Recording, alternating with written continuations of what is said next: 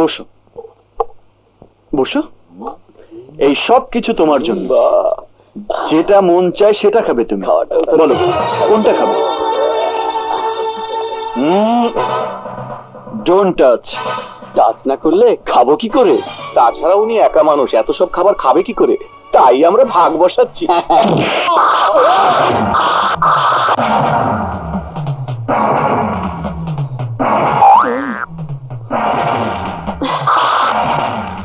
ওকে মেরে ফেল।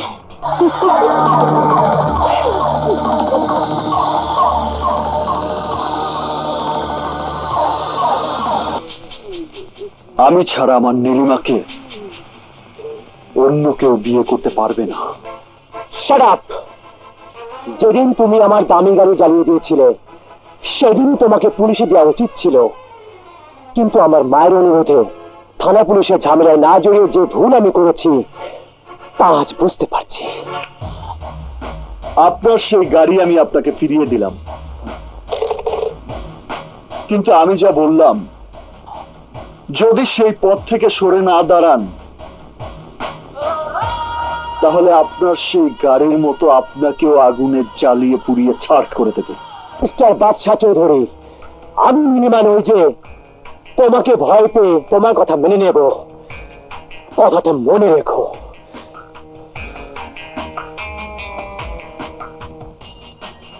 না দান। আপনি কি বলছেন মা? যা সত্য তাই বলছি। আমি চাই না তোমাকে আমার আকাশের বউ করে ঘরে তুলতে গিয়ে সেই ঘরে আমার আকাশ লাশ হয়ে ফিরুক। না, হ্যাঁ, আকাশ বিয়ের কাজ পছন্দ করার জন্য তোমার কাছে আসার কথা, আর আসা মাত্রই তুমি বিয়ে ভেঙে দেওয়ার কথা বলবে। কিন্তু একদিন আপনি নিজেই আমার নীলিমাকে আপনার আকাশের বউ করার জন্য আমার কাছ থেকে কথা নিয়েছিলেন। সেদিন আমি জানতাম না আমি যাকে পুত্রবধূ করতে যাচ্ছি তার একজন সন্ত্রাসী খাঁটি প্রেমিক রয়েছে। নীলিমা ওকে ছাড়া যাকে বিয়ে করবে ও তাকে কেটে টুকরো টুকরো করে ফেলবে। প্লিজ আপনারা আমার আকাশকে রক্ষা করুন। তুমি কি বলছো মা? কোনো পাগল প্রেমিক যদি নীলিমাকে এতটা ভালোবেসে থাকে তাহলে তো নীলিমার করার কি আছে? ওই সন্ত্রাসী তোমাকে হুমকি দিয়েছে, হ্যাঁ তাতেই তুমি? মা, কারো কোনো হুমকিতে আমরা আমাদের জীবনের আশা আকাঙ্ক্ষার পথ থেকে সরে দাঁড়াবো না মা, এ হয় না। এই বিয়ে যদি ভেঙে যায় তাহলে নীলিমার জীবনে একটা কলঙ্কের দাগ লেগে যাবে। আমি তা হতে দেবো না। তুমি কি ভাবছো ওই সন্ত্রাসী আমাকে মেরে ফেলবে? আরে তোমার ছেলে চৌধুরী বিজনেস গ্রুপের মালিক, আইন প্রশাসন থেকে শুরু করে সবখানে আমার হাত রয়েছে, তাই আমার গায়ে একটা আঁচড় দেওয়ার সাহস আজ পর্যন্ত হয়নি, হবে না। তুমি নির্ভয়ে বিয়ের আয়োজন করো মা।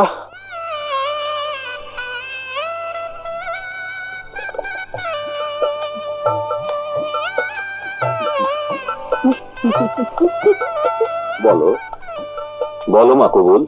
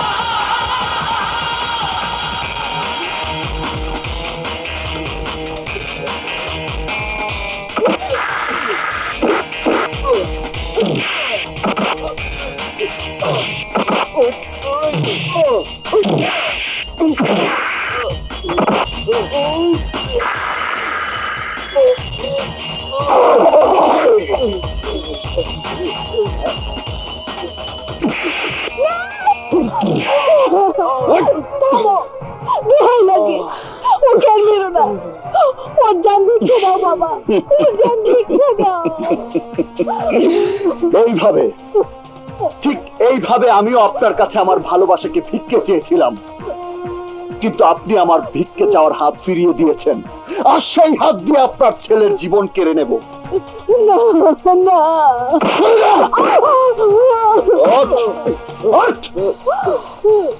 আমাকে তুই পরোয়া করিস না? আমি তোকে বলেছিলাম তোকে আমি পুড়িয়ে মারব, কিন্তু না, আজ তোর মায়ের সামনে তোকে আমি কেটে টুকরো টুকরো করে আমার নীলিমাকে বিয়ে করার স্বাদ মিটিয়ে দেব।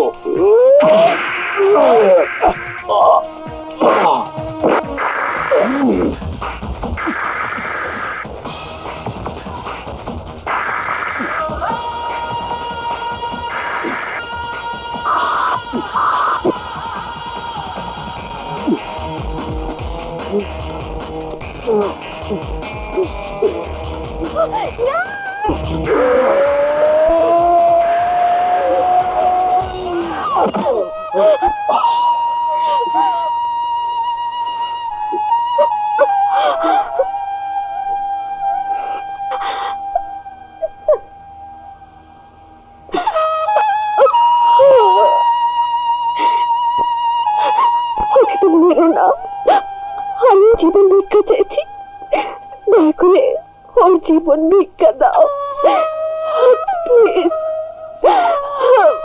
প্লিজ বাদশা।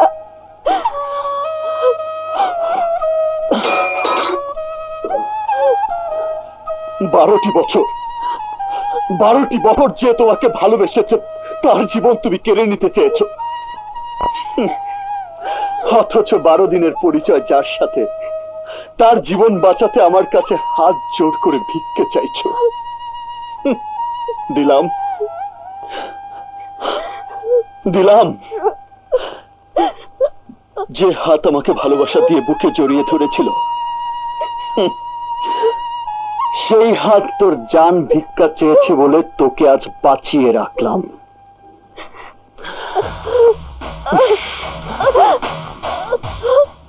কিন্তু ফের যদি এই ধরনের ভুল করো,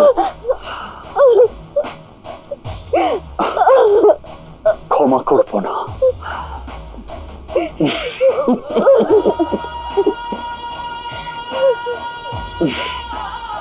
Because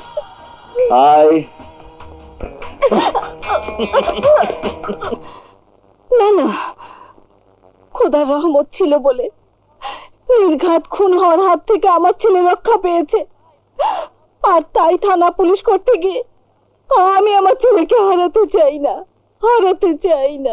আমার পাওয়া ইনফরমেশন অনুযায়ী ওই সন্ত্রাসীদের গ্রেফতারের জন্য আপনাদের সাক্ষীটা খুব ইম্পর্টেন্ট ছিল। রিয়েলি দে লাকি, বাট এবার ব্যাড লাক হবে ওদের, যারা ওই সন্ত্রাসীদের লালন করছে। জাফর শেঠের ফাবরে যে পড়ে তাকে দাফন কাফন ছাড়াই যেতে হয় কবরে, কিন্তু আমাদের ধান্দাবাদের সব পথ আন্ধা করে দিয়ে ওই ছ্যাঁকা খাওয়া বাদশা প্রেমিক যে ফাপড়ের কাজ শুরু করেছে, তাতে আমাদের সবাইকে যেতে হবে কবরে। মরাবর ভাই কথাটা খারাপ বলে নাই, চলো দেশ ছেড়ে পালাই। না,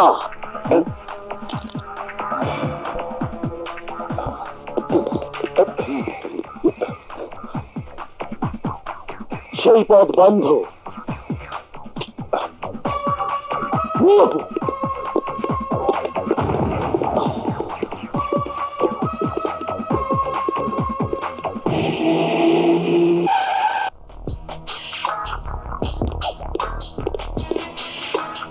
আপনি আসলাম বেগ ও জাফর শেঠের জামিন নিতে এসেছি। সেন্ট্রি, ইয়েস স্যার, ওদেরকে ছেড়ে দাও। ইন্সপেক্টর, কাউকে গ্রেফতার করতে হলে কোনো না কোনো মামলা থাকতে হয়। তা ঠিক, কিন্তু ওরা যে সমাজের মুখোশধারী ক্রিমিনাল, সন্ত্রাসী তৈরি করার কারিগর, সেই ইনফরমেশনে ওদের গ্রেফতার করেছি। সেটা সত্য না মিথ্যা, সাক্ষী প্রমাণ ছাড়া ওদেরকে গ্রেফতার করে সম্মানহানি করাটা আপনার ঠিক হয়নি। আর তাই আমি মানহানির মামলা করবো। আসি ইন্সপেক্টর।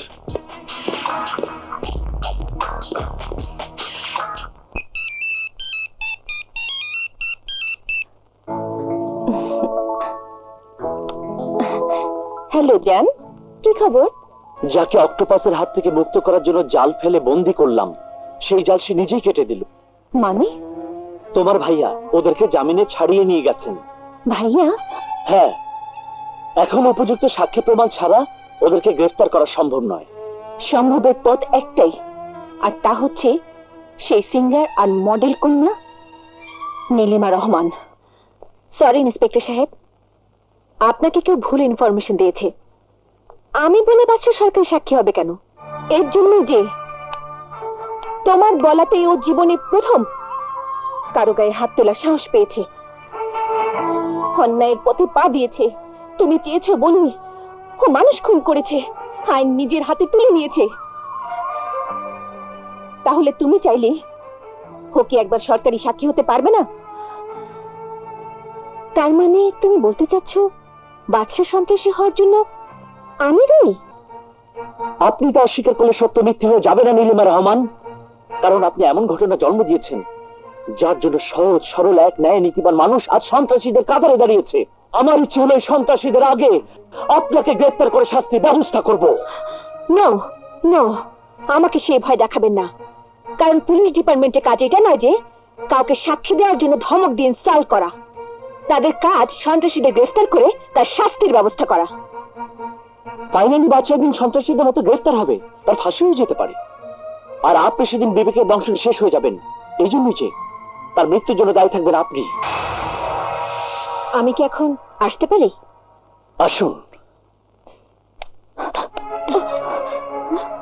ভাইয়ের জীবনটাকে তো তুমি নরকে নিক্ষেপ করেছই, দয়া করে ওকে সরকারি সাক্ষী বানিয়ে অন্তত একবারের জন্য ওর জীবনের মঙ্গল কাজটা করে দাও। নরকে যার বসবাস, স্বর্গের সুখ সে পাবে কি করে?